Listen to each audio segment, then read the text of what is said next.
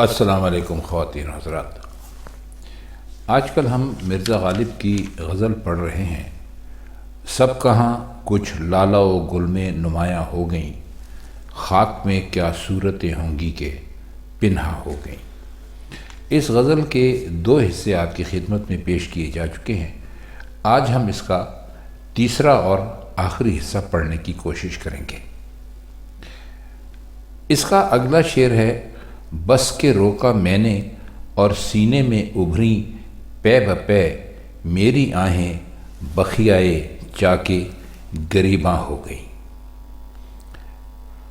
اس میں کوئی خاص مشکل لفظ تو ہے نہیں، تو ہم اس کے معنی کرنے کی کوشش کرتے ہیں۔ فرماتے ہیں کہ میں آہوں کو، جو آہیں میرے سینے سے بار بار اٹھتی تھیں، ان کو بار بار سینے میں روکتا تھا، لیکن وہ پھر اور مزید زور اور مزید جوش سے ابھرتی تھی۔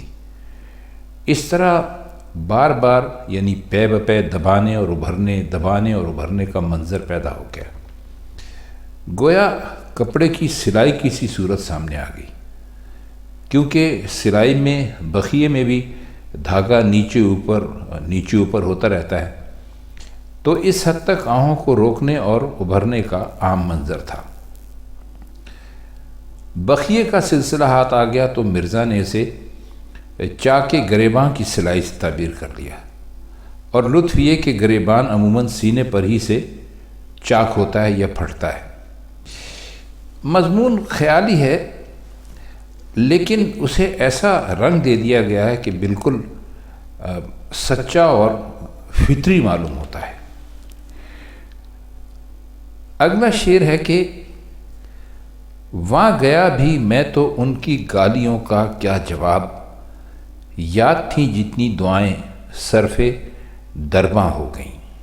صرف کا مطلب ہوتا ہے خرچ کرنا یا استعمال کرنا، اور دربان کہتے ہیں چوکیدار کو، جو دروازے پر کھڑا کر دیا جاتا ہے، جو آنے جانے والے لوگوں کو دیکھتا ہے۔ آج کل کے زمانے جسے آپ سیکیورٹی گارڈ کہہ لیجئے، تو وہ دربان اس کو کہتے تھے، اور غالب نے اپنے شعر میں یہی استعمال کیا ہے۔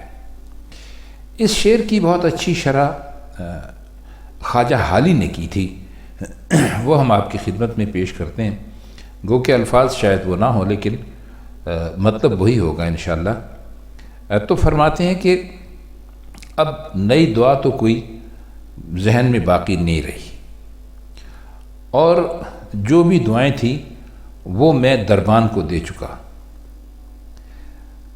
اچھا، دربان کا تذکرہ اکثر مرزا غالب نے کیا ہے اپنے اشعار میں، اور بھی کئی شعراء نے کیا ہے۔ یعنی یہ وہ شخص ہوتا ہے جو محبوب کے دروازے پر کھڑا ہوتا ہے، اور عموماً یہ عاشقوں کو دروازے سے اندر نہیں جانے دیتا۔ تو فرماتے ہیں کہ اب جو دعائیں تھیں وہ تو میں سب دربان کو دے چکا، اور اب دوست کے حق میں صرف کرنے کو جی نہیں چاہتا۔ شعر میں جو اصل خوبی اور لطافت ہے وہ یہ ہے کہ گالیوں کے جواب میں دعائیں دینے کو ایک ایسی ضروری بات ہونا ظاہر کرتا ہے، گویا اس کو ہر شخص ضرور جانتا ہے، کیونکہ سب سے حیران ہو کر پوچھتا ہے کہ بتاؤ ان کی گالیوں کا کیا جواب دوں، جبکہ دعائیں تو سب نمٹ چکی۔ اصل میں کہتے یہ ہیں کہ میں محبوب کے پاس گیا، جتنی دعائیں مجھے یاد تھیں وہ سب کی سب دربان کو دے دیں۔ ابھی بتایا آپ کو کہ اس کی مہربانی کے بغیر غالب اندر داخل نہیں ہو سکتے محبوب کے گھر کے اندر۔ اور پھر محبوب سے ملاقات ہوئی تو محبوب نے اپنے معمول کے مطابق برا بھلا کہنا شروع کر دیا۔ اب مرزا حیران ہے اور آس پاس کے لوگوں سے پوچھتے ہیں کہ میں ان گالیوں کا کیا جواب دوں، صرف دعائیں دے سکتا ہوں۔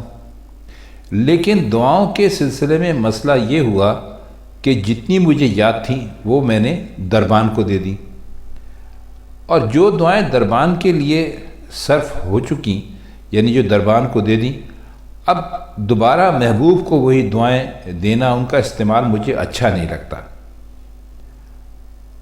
شعر میں اصل میں تو یہ حقیقت واضح کر رہے ہیں کہ جتنے وسائل عاشق کے پاس تھے وہ سب اصل مقصد کے قریب پہنچنے میں صرف ہو گئے۔ اب مقصد سے فائدہ اٹھانے کے لیے کن نئے وسائل سے کام لیا جائے۔ اگلا شعر ہے کہ جاں فضا ہے بادہ جس کے ہاتھ میں جام آ گیا، سب لکیریں ہاتھ کی گویا رگے جاں ہو گئیں۔ اس میں جاں فضا کا مطلب ہوتا ہے تازگی دینے والا یا قوت اور توانائی دینے والا، اور بادہ کہتے ہیں شراب کے جام کو یا پیالے کو کہہ لیجیے آپ۔ تو فرماتے یہ ہیں کہ شراب جان کے لیے تازگی اور قوت اور توانائی کا تو ذریعہ ہے۔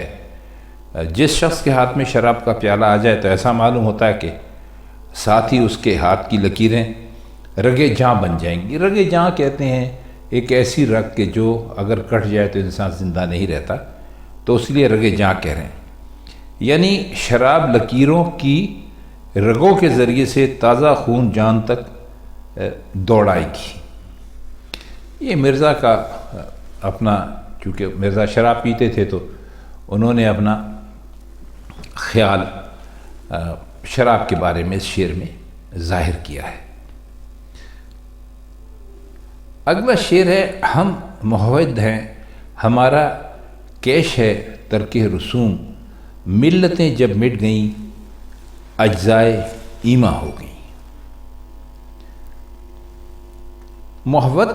محوت کا مطلب ہے توحید پرست۔ محوت توحید پرست، خدا کو ایک ماننے والا، اللہ کی وحدانیت پر یقین رکھنے والا۔ اور کیش کہتے ہیں کسی کا کوئی جو طریقہ ہوتا ہے یا کوئی مسلک ہوتا ہے یا کوئی مشرب ہوتا ہے اس کو، اور رسوم ہے رسم کی جمع۔ اب اس میں یہ ہے کہ بطور خود بہت سارے لوگوں نے ایسے طور طریقے اختیار کر لیے ہیں کہ جو رفتہ رفتہ ایسا لگتا ہے کہ یہ مذہب کا حصہ ہیں، چاہے وہ مذہب کا حصہ نہ بھی ہوں۔ ظاہر ہے کہ مذہب کا حصہ رسمیں تو نہیں ہو سکتی، لیکن بعض رسموں کو اتنی شدت سے اختیار کر لیا گیا مذہب سے جوڑ کر کہ وہ ایک مذہب کا حصہ ہی معلوم ہوتی ہیں۔ اور ملت کہتے ہیں کوئی فرقہ ہو، کوئی گروہ ہو، قوم ہو، مذہب، ایک مذہب سے تعلق رکھنے والوں کو بھی ملت کہا گیا ہے۔ اب اس کی جو شرح اساتذہ نے فرمائی ہے وہ بڑی عجیب و غریب ہے۔ وہ کہتے ہیں کہ بعض ملتوں اور بعض مذہبوں کو من جملہ دیگر رسوم کے قرار دیتا ہے جن کا ترک کرنا اور مٹانا موحد کا اصل مذہب ہے، اور کہتے ہیں کہ یہی ملتیں جب مٹ جاتی ہیں تو اجزاء ایمان بن جاتی ہیں۔ اب اس شعر میں اس کی جو تشریح مختلف اساتذہ نے فرمائی ہے وہ کافی لمبی چوڑی ہے، لیکن ہم سمجھتے یہ ہیں کہ شعر میں بنیادی حیثیت توحید کو حاصل ہے، اسی پر مرزا نے زور دیا، اور توحید ہی ہر سچے اور الہامی مذہب کی اصل بنیاد ہے۔ تو مرزا غالب سمجھتے ہیں کہ جن لوگوں نے مختلف فرقے یا گروہ یا جماعتیں یا اور قومیں بنا لیں، انہوں نے اختلافات کی بنیاد پر جو ان کی اختلافات تھے وہ انہی رسموں کی بنیاد پر بنائے اور اپنے آپ ان کو اختیار کر لیا، اور تو وہ مذہب کی بنیاد یعنی توحید کے تحفظ پر مبنی نہیں تھی کہ بھئی میں موحد ہوں، میرے سلسلے کا آغاز توحید سے ہوتا ہے۔ جن گروہوں نے مرکز توحید کو اپنا مرکز نہیں مانا اور الگ الگ رسموں کے پابند ہو گئے، وہ دراصل توحید پر ایمان میں سچے اور مخلص نہیں تھے۔ تو کہتے ہیں کہ اب ان اختیار کردہ رسوم کو ہم جس حد تک چھوڑتے جائیں گے اور توحید کو بنیاد بنا کے رکھیں گے، اصل مقصد کے قریب تر ہوتے چلے جائیں گے۔ یعنی مختلف گروہوں کے درمیان جو کشمکش ہے وہ کم ہوتی چلی جائے گی، اور ان کا زور جو ہے وہ انفرادیت کی بجائے توحید پر ہوتا چلا جائے گا۔ تو اس طرح یہ خود ساختہ جو ملتیں ہیں جس قدر مٹیں گی، خالص توحید پر سچے ایمان جو ہے وہ پر لوگ چلنا شروع کر دیں گے۔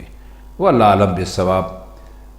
تو بہرحال یہ جو اس کی کچھ مطلب یہی بنتا تھا، تو ہم نے آپ کی خدمت میں پیش کر دیا۔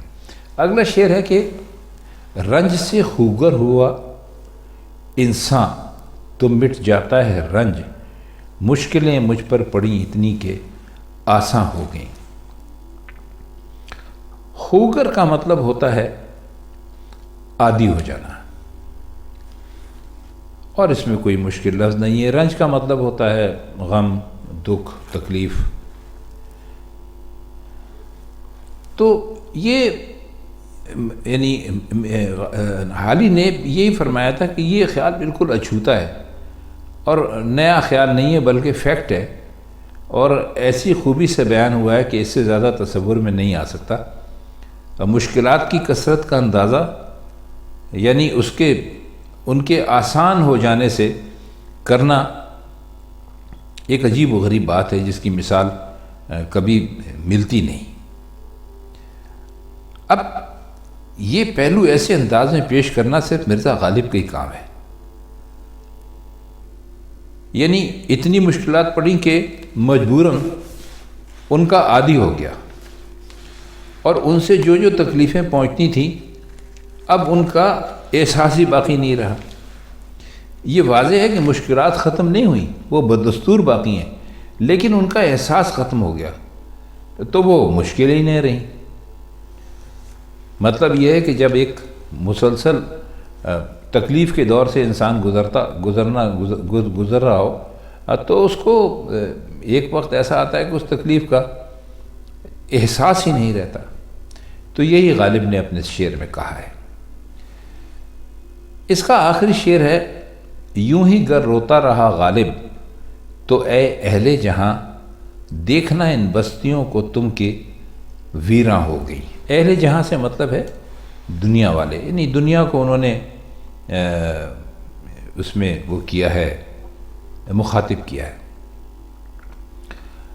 تو شعر بہت سادہ ہے، وہ کہتے ہیں کہ اگر میں غالب اسی طرح روتا رہا تو دنیا والوں تم یہ دیکھنا کہ بستیاں اور آبادیاں جو تمہیں نظر آ رہی ہیں وہ سب کی سب میرے آنسوؤں کے سمندر میں بہہ جائیں گی، برباد ہو جائیں گی، ویران ہو جائیں گی۔ غالب رو رہا ہے، ابھی وہ کیفیت پیدا نہیں ہوئی کہ نوح جیسا طوفان آ جائے، لیکن اگر رونا اسی طرح جاری رہا تو یقیناً وہ کیفیت بھی کچھ دور نہیں سمجھنی چاہیے۔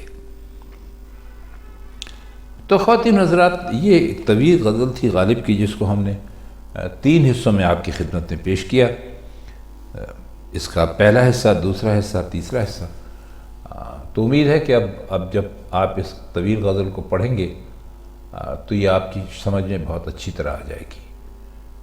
تو بس آج کے لیے اتنا ہی۔ اب ہم آپ سے چاہتے ہیں اجازت۔ مرزا غالب کی کسی اور غزل کے ساتھ کسی اور محفل میں آپ سے ملاقات ہوگی۔ تب تک کے لیے خدا حافظ۔